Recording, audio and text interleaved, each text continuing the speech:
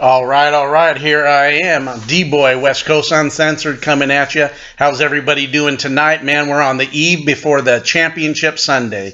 Woot woot. Championship Sunday is maybe the best day in sports. I know the Super Bowl gets all the hype for Super Bowl Sunday, but man, you get two championship games. You get a double. You get a double billing, man, on Championship Sunday, AFC, NFC Championship games, and everything that goes with that. You get both of that, and in the past, um, some of the best games that even outshined the Super Bowl were NFC or AFC championship games because there was a time period for many years where the Super Bowl was kind of a drag. It was always a blowout, nothing competitive. But maybe the last 20, 15 years, most games competitive. There's been a few that haven't been. But man, there was always some good AFC and NFC championship games. And so tomorrow we got Championship Sunday, man. We got the matchups of the NFC and the AFC. How's everybody doing? This is D-Boy, West Coast Uncensored. Remind you, West Coast Uncensored is on all platforms. Anchor platform, and Anchor connects to Stitcher, to Apple Desk, and to all about 10 other platforms. And we're on YouTube, and as we doing the YouTube thing, and also us newly established West Coast Uncensored, man. And hit us up, West Coast Uncensored on YouTube. And all those platforms, you can see some videos that were put out in the past that have to do with a lot of different sports. Because West Coast Uncensored, excuse me, I moved a little bit. West Coast Uncensored puts out a lot. We put out a lot of content, from Major League Baseball podcast to NBA podcast to NFL podcast to college football podcast to some of the things that are some insider news, some things that are very controversial. Some, right now, one of the things we talked about yesterday, the podcast on, man, what's happening in the Major League Baseball with the cheating coming down. And from what I, been kind of inquiring and looking into and watching some other things being said on MLB Network and on some other shows on the podcast network connected to Major League Baseball, man, this thing is just kicking off. I don't think we've seen the end of baseball. But we're going to leave baseball again, just showing you all that we have. And we have West Coast Uncensored, .com is kicked off. We're building, and I just put together some things right now. And what I want to even do is kind of holler for people in the area that would want to even connect on West Coast Uncensored on the platform of Facebook and on the platform of Instagram, and people in the community that hear this, and even people in the community of all this. Man, if we want to connect, I will definitely put your business on my website. And definitely there will be a process, but I'll put your business on there, definitely link it to my website, your advertisements, and we'll do that, man. And West Coast Uncensored is looking to spread its wings and fly, man, and do some great things, because our content here to me is second to none, untapped resource that nobody knows about. But I've been knowing for years and been told my years that you need to be on announcing in different sports, because your knowledge goes back, man, 48, 49 years, pushing the 50-year mark actually, and a lot of content, a lot of knowledge, and also played many sports, played ball, played many sports, and coached ball, and many sports, multiple sports for up even towards 7, 8 football, 10 years, head coached and all that. So knowledge of football. I don't like I was telling somebody, I don't watch football as we're going to get on this, but West Coast Uncensored, I'm going to push it. Definitely got a business, hit me up. WestCoastUncensored.com. D-Boy, hit me up. I definitely will advertise your business and put it on my website and advertise business on my podcast. West Coast Uncensored, coming at you like none other. West Coast, but we're bringing national news. So we're talking football, and we're talking tomorrow. Is the Championship Sunday, and I guess we might as well kick off. The first game, I believe, starts at noon West Coast time, 3 East Coast time, and that will be the AFC Championship. You talk about a dichotomy. You talk about a polar opposites. We got the explosive and exciting Kansas City Chiefs with one of the best young quarterbacks in the sport of professional wrestling these days, and his name is Patrick Mahomes. And then you're looking at the other polar opposite versus the Tennessee Titans, who run the ball and have the best running back and the NFL's leading rusher, and the guy, man, playoff MVP, 2 games, Derrick Henry's been, 180 and 190 and again up in New England and also in Baltimore against 2 of the top seed teams in the AFC. Derrick Henry's carried a load, man, rushing for 370 yards combined against 2 of the better defensive teams on the road. That's balling out. So we got polar opposites, man. We got the explosive team and we got the team with a good D-line. Opposite, I could see what Tennessee's really thinking they're doing, because in the 2 playoff wins by Tennessee, they've only thrown a total of 15 passes combined, which is not what we see too much then. That'd be a first half for most teams that we're talking in the playoffs now. They really run the ball effective. Their offensive line gets out there and gets it done. I was watching Scaffold, one of the offensive linemen, the offensive guard for the Tennessee Titans. I really was watching him, and I remember and see how the Rams offense and offensive line took a back seat and went backwards. And I never said that was a starter for the Rams that left and went free agency, and Tennessee picked it up. And man, that guy's biting heads off, going to the second thing and punching and breaking noses. I mean, he's getting to the second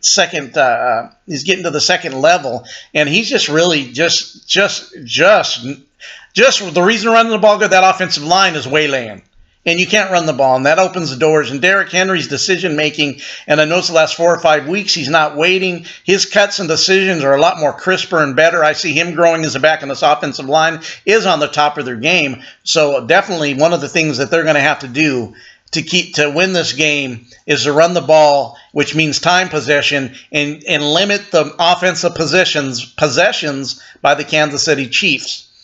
And another thing that will do is eat up time. They got to be time eaters. They're definitely going to have to throw the ball some, but they want to mix it in with their run, and they definitely want to establish the run, and Derrick Henry needs 30 carries again. If they can get him 30 carries, I think they may have to throw between 12 to 13 times tomorrow. And also get some turnovers. But what they bring offensively, Tennessee is kind of the perfect antidote to beat Kansas City. They beat Kansas City's last loss in the regular season was to these Tennessee Titans. Tennessee Titans have been playing in playoff games for a number of weeks just to get in. So we look at the last 2 weeks. They've really been playing probably more to 4 to 5 weeks of playoff football just to get in that wild card spot. But their perfect plan, their game plan has to be run the ball, eat time, limit Kansas City's possessions by keeping the ball away from Kansas City, and that's all done by moving the chains, man, running the football, first downs, eating up the clock, keeping the explosive Chiefs, limiting their time of possession. Limiting the amount of possessions Kansas City gets, because and also I would see that Tennessee also would also on defense would like to, and special teams, they're good at both, would like to cause a couple of turnovers and take advantage of it. One thing Tennessee cannot do, and even if they drive and get down towards the end zone, they cannot settle for 3 points. What I mean by that, if you're just settling for 3, that's not going to work. You got to get the ball in the end zone. If you settle for 3, Kansas City's going to end up making you pay, and it's going to be costly. And also, like I said, Tennessee, whether it's special teams or their defense, whether it's fumbles, interceptions, muffs on kickoff returns, fumbles, all those things, Tennessee's going to need to be aided by getting a couple turnovers. If they can strip Mahomes, or they can strip the backs, or fumbles on special teams, punt returns and kick returns, which we seen Kansas City had that early. Tennessee jumped on. Houston had a couple of those early and took advantage of it. Tennessee would gladly need and want some of those turnovers themselves to take advantage of it so they can move forward ahead. They'll need that. As I look at this with Kansas City so explosive, Patrick Mahomes on their side of the ball shows how good they were. They gave up a 24-0 lead, and it wasn't the same feeling as when you seen Tennessee get a lead on Baltimore. You kind of felt when they got the lead in Kansas City, got that touchdown, that Kansas City could get in the game, and they did. And not only that, it didn't take them a quarter and a half, 2 quarters to take the lead. They scored after they fell behind 24-0 early in the second quarter. By the end of the second quarter, they had taken the lead. They had scored 28 points. So Kansas City is they're explosive. They have weapons and speed. They have 4-2 guys in the wide receivers. They got running backs. They got one of the best tight ends in the league in Kelsey. They got one of the best young quarterbacks in the league. And I could see them definitely wanting to get that offense involved. Like I said, Tennessee's got to do certain things, and they're capable of it. They did it so far against two teams. But my question would be with Kansas City at home. Kansas City has not been in the Super Bowl since 1970. They were in the two of the first four Super Bowls. Kansas City lost to Green Bay in Super Bowl I, and then won Super Bowl IV, beating the Vikings, and that was 1970. So we're looking at 50 years since Kansas City's been in the Super Bowl. So Kansas City has its chance. They have a home game. They're at Arrowhead. The weather will be cold, but the weather seems to be comfortable enough that both teams should function. If it was to get into rain, sleet, snow with the way that the Titans, I think the Titans wouldn't mind that with the way they play. But anyways, things have to work for the Titans to do that. Kansas City, with all its weapons, like I said, they're wide receivers, multiple wide receivers, and Sammy Watkins, 3 burners, and some other young receivers they got, in a tight end that is one of the best in the nation. This ain't college football, one of the best in the NFL. Kelsey, and also with the and the running backs. And I guess from what I've seen on the report, both teams should be pretty healthy. They have some people that are questionable, but questionable usually means you're going to play. It's when they're not, and when they're out, and doubtful can be the borderline. So I expect even LaShawn McCoy is reported that LaShawn McCoy will see action. So he'll help to add to the backfield and give them some depth. In Kansas City stacked offensively. So my question is, can Tennessee's game plan get through tomorrow? I think they can, but I don't think they will. And the reason I don't think they will, I think they've been playing, every week's been a tough playoff game, even to the end of the regular season. They've been on the road a number of weeks in must-win situations. I do believe this week, tomorrow, I do think they can win if certain things work out, but I do believe that Kansas City will finally tap itself in and win. And after 50-year hiatus, Kansas City will be AFC champions and get itself to the Super Bowl by winning tomorrow. I do believe it will happen. I believe that I believe they will limit Derrick Henry. He won't run. He will get some runs, and he's tough. He can run on any team in the NFL. But I do believe they'll limit it, and I do believe they will take advantage with their offense, and themselves will create some turnovers. And I do believe that they will win the game 31-20, and that Kansas City will win, and then they will move on and go to the Super Bowl and represent the AFC. Like I said, it's a 50-year hiatus. And going back to the Super Bowl I and Super Bowl IV, Kansas City will represent, again, after 50-year hiatus, the AFC in the Super Bowl. I expect that offense, and I expect some big plays, and I expect them to get the win tomorrow. Now we go to the other game. It's looking at the injury reports. The 49, both teams seem to be pretty good. A couple of questionables, very few questionables on San Francisco's side. Few more on Green Bay, but everybody seems questionable. Nobody's put out and nobody's put doubtful. So we're going to see these two teams also in the NFC be pretty healthy. I kind of heard in an interview earlier today that what we're going to see with that is that this may be the healthiest San Francisco's been, because San Francisco went through some injuries and was able to go through it in the later part of the season, which is a sign why they're a good team. I thought that would be their trial by fire, and they went through it. They only lost a couple of games. And so they'll be hosting the Green Bay Packers. The winner will represent the NFC and go to the Super Bowl. And what I look at this, I do look at this game will be at San Francisco. Man, what I see of the 49ers, they're just really dominant on defense. They are really hard-hitting. Their defense is ultra-quick. They seem to get to the ball they seem to be and cause turnovers, fumbles. I was really impressed. A very good Minnesota team running the football with one of the best. They held them to like 15 yards rushing. That is championship football, is to do that. I do know that Minnesota did lack the last part of the season, the last 4 or 5 weeks, offensive line injuries reflects into Minnesota's running the ball in the last part of the season. It was something that was happening. I think they went 6 weeks without getting more than 90 yards rushing from Dalvin Cook. And he had a couple games where he missed injuries. But that's not to take away what San Francisco did. Last week, they came in gangbusters and pretty much early dominated that thing. There's times that in the second half when Minnesota had cut the lead down, but really Minnesota never really had a chance, as you can see. I think Green Bay's got to play a on Green Bay side. They definitely got to play a really, really almost perfect game. San Francisco doesn't have to play perfect to win. I think Green Bay does, and Green Bay's got to somehow. And they do have Green Bay is more balanced they have been for years. Aaron Rodgers hasn't totally carried them. It's actually another Aaron. Aaron Jones in the running game has been really strong for them, and their offensive line is really good. And from what I see, their offensive line is healthy. That offensive line's got to step up big time tomorrow for Green Bay to have a chance. That offensive line's got to be strong. They got to come out and be on their P's and Q's and got to be communicating well and doing their jobs. Because if they don't, it could be a long day for that offense. And then if they can do that and get some, you can't give up on the run. If you get limited, you got to continue to run the ball, but the play calling's got to be balanced. You gotta run the ball when they least expect it, and then when they expect it, you got to toss it.